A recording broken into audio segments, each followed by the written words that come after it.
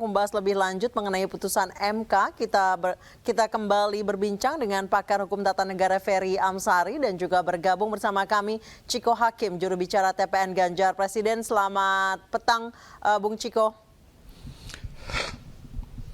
Selamat petang, Mbak. Bung Chiko, boleh langsung tanggapannya terkait hasil putusan MK hari ini?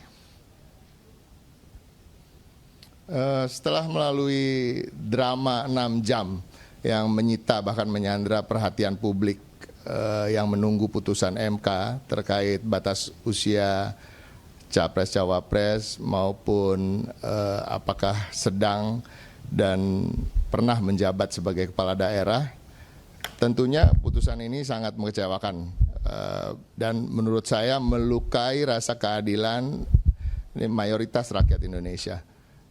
Karena kami melihat keputusan ini bahkan gugatan ini dikhususkan untuk seseorang dan tidak memiliki bobot manfaat bagi keseluruhan masyarakat. Baik, Mas Chiko, kalaupun tadi Anda mengatakan bahwa ini adalah untuk mengakomodir satu orang yang adalah sebenarnya kader PDI Perjuangan. Lalu bagaimana?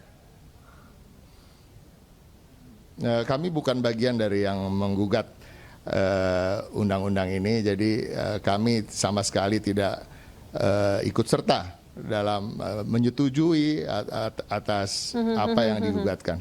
Maksud kami jika memang dicalonkan menjadi cawapres lawan dari Pak Ganjar,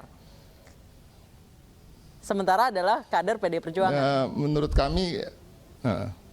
Menurut kami Gibran sebagai politisi muda yang masih kami anggap sebagai anak muda yang penuh prestasi dan juga punya hati nurani, saya rasa langkah terbaik yang harus diambil adalah menolak pencawapresannya. Baik, saya kembali bergabung dengan Bang Ferry Amsari. Bang Ferry, sudah bergabung kembali? Iya, baik, Mbak. Baik, Bang Ferry tadi menyambung obrolan kita sebelumnya terkait dengan putusan MK. Sebenarnya dari umur itu tetap 40 tahun, tapi kemudian ada ataunya, yaitu pernah atau sedang menjabat sebagai kepala daerah. Tadi Bung Chiko mengatakan ini sangat melukai demokrasi di Indonesia. Tanggapan Anda? Iya, saya pikir kalau MK konsisten dengan konstitusi tidak terjadi putusan ini.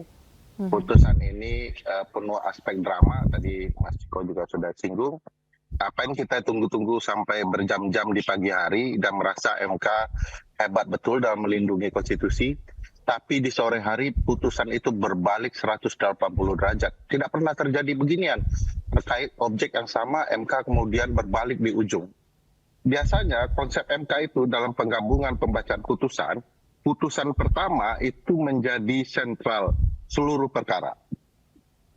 Artinya begitu dibacakan putusan pertama, seluruh putusan itu harus mengikuti.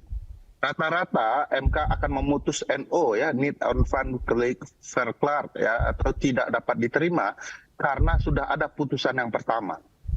Nah, hari ini berbeda sekali cara MK memutus.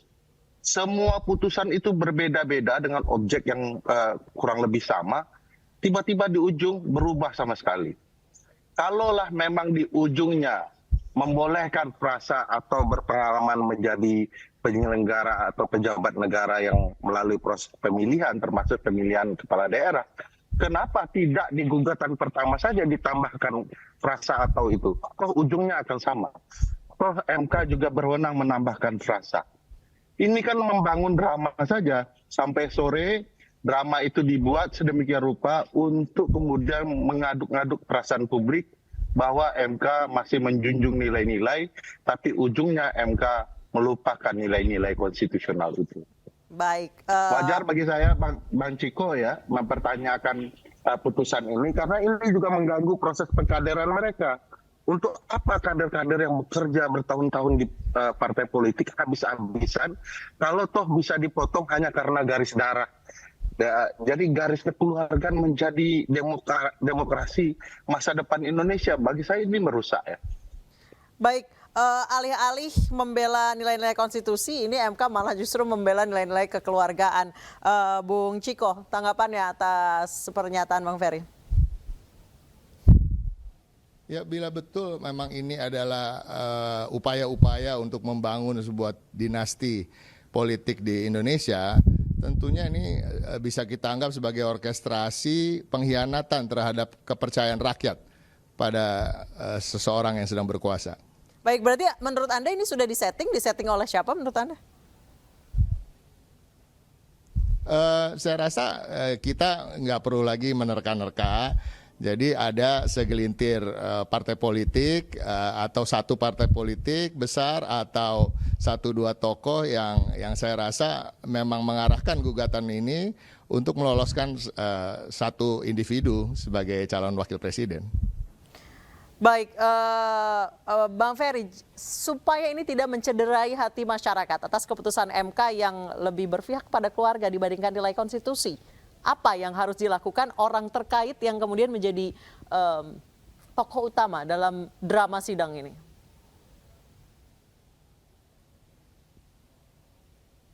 Bang Ferry? Bang Ferry, mungkin silakan. Ya.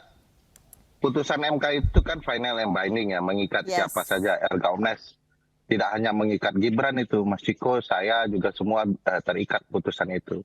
Pilihan paling bijaksana adalah menurut saya memastikan agar MK bisa memperbaiki putusannya dengan cara-cara yang luar biasa. Saya tidak tahu ya apakah masih memungkinkan 1-2 hari ini dimasukkan perkara untuk diperbaiki, atau sebagaimana yang disampaikan oleh Mas Ciko, Gibran nanti dulu lah gitu ya. Tetapi kan itu juga membangun panggung politik tertentu bagi Gibran ya, seolah-olah Gibran ada pahlawan dari morak-maritnya putusan MK ini.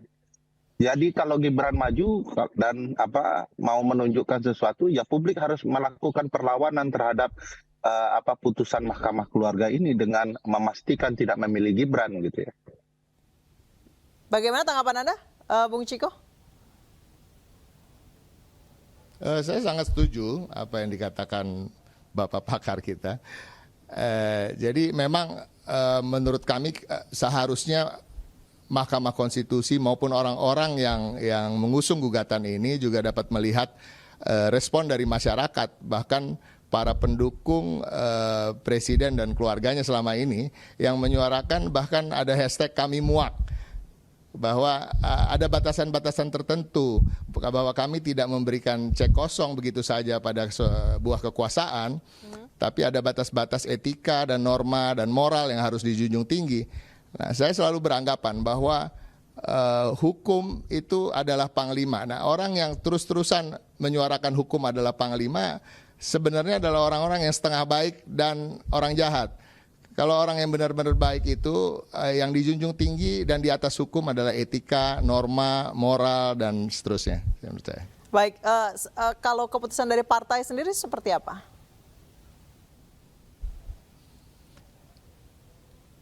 Dari Partai Demokrasi Indonesia Perjuangan, tentunya sikap kami tentunya menyayangkan apa yang menjadi putusan MK ini, dan kami mengarah untuk bahwa menyatakan bahwa ini belum putusan hukum yang final. Walaupun secara putusan dia final and binding, tapi tidak serta-merta otomatis menjadi undang-undang. Dan kami berharap bila tadi seperti yang disampaikan tadi, ada perbaikan dari Mahkamah Konstitusi mengenai putusan ini, atau putusan ini harus dibawa ke legislatif yang akhirnya menjadi revisi undang-undang. Dan ini tentunya ini akan memakan waktu dan tidak akan bisa berlaku di untuk 2024 pemilu 2024. Ini ya.